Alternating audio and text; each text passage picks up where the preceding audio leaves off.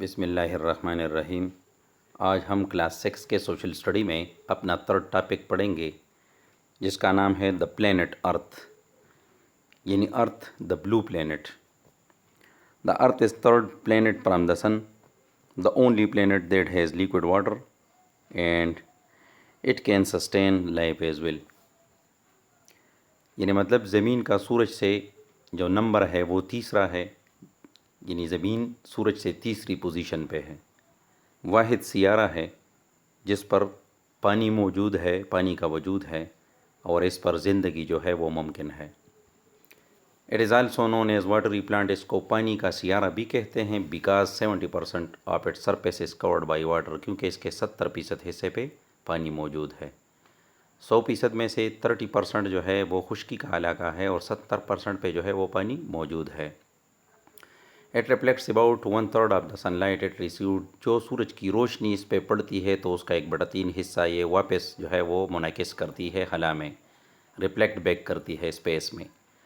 The earth atmosphere scatters the light and creates a blue effect, so it is also called blue planet۔ کرۂ ہوائی میں سورج کی روشنی جب پڑتی ہے تو وہ نیلے کلر کی دکھائی دیتی ہے، جس کی وجہ سے ہماری زمین نیلی دکھائی دیتی ہے، اسی وجہ سے اس کو بلو پلینٹ بھی کہتے ہیں۔ And it is the only planet that have life, یعنی مطلب یہ ایک واحد سیارہ ہے جس پر زندگی ممکن ہے۔ کارٹونک پکچر میں آپ مختلف قسم کے جانوروں کو، پانی کو، مختلف قسم کے پودوں کو اور ایک بہترین ماحول کو دیکھتے ہیں۔ یہ وہ تمام چیزیں ہیں جو کہ نظام شمسی کے دوسرے سیاروں میں نہیں ہے، صرف ارتھ پہ موجود ہے، اسی وجہ سے یہاں پہ زندگی جو ہے وہ ممکن ہے۔ اس کے بعد ہم شیپ آف دا ارتھ کے بارے میں پڑھیں گے۔ تو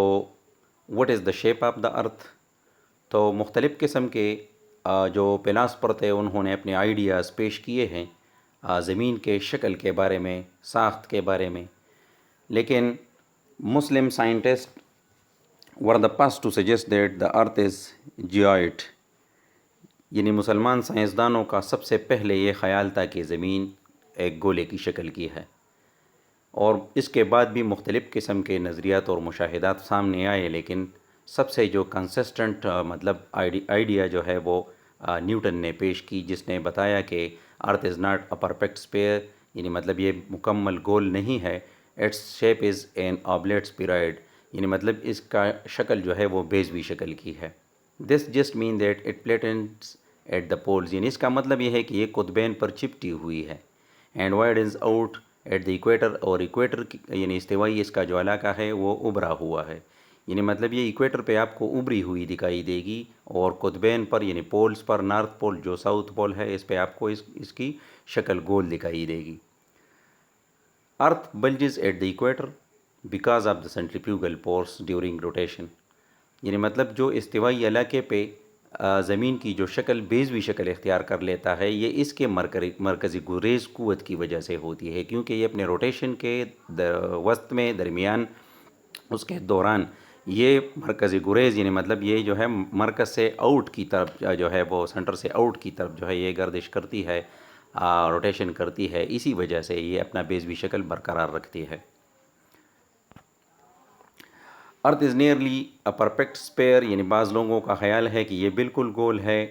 اور بعض لوگ کہتے ہیں کہ Earth is an oblate spheroid, یعنی مطلب کہ زمین ایک بیضوی شکل کی ہے، سلائٹلی فلیٹنڈ ایٹ دا پول، جو کہ تھوڑی سی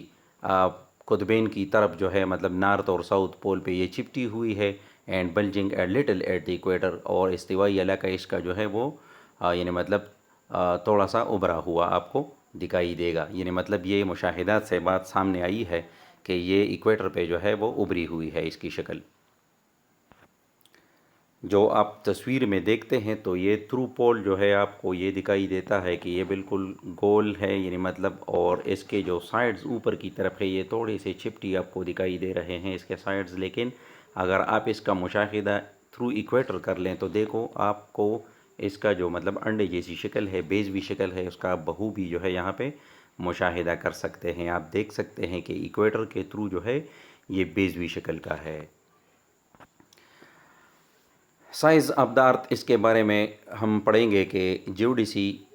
یہ اصل میں the science that studies and measure the exact size and dimension of the Earth, یہ وہ اسٹڈی ہے، وہ مطالعہ ہے جس میں سائنس آپ کو زمین کے بالکل ایگزیکٹ جو اس کا سائز ہے اور اس کی جو ڈائمینشن ہے، قد و قامت ہے، تو اس کے متعلق جو ہے آپ کو معلومات فراہم کرتی ہے۔ تو ایکویٹریل سرکمفرنس یعنی سرکمفرنس وہ یعنی مطلب گھیرا جو ایک سرکل کے گرد ہوتا ہے، وہ گھیرا جو ہے وہ 40,075.03 کلومیٹر کا ہے، اور پولر سرکمفرنس جو ہے اس کا وہ 40,007 ہے۔ تو ان دونوں فاصلوں میں بھی فرق ہے، اور یہ فرق as you have been told earlier that it is due to the polar and equatorial differences, کہ یہ ایکویٹریل اور پولر جو مطلب اس کی تفریق ہے اس کی وجہ سے اس کے فاصلوں میں بھی فرق آپ آبزرو کر سکتے ہیں۔ یہاں پہ آپ دیکھ سکتے ہیں کہ یہ ہے 40,075، اور یہاں پہ آپ دیکھ سکتے ہیں کہ یہ ہے 40,007، تو اس کے ڈسٹینس میں بھی آپ کو کلومیٹرز میں فرق دکھائی دے گا۔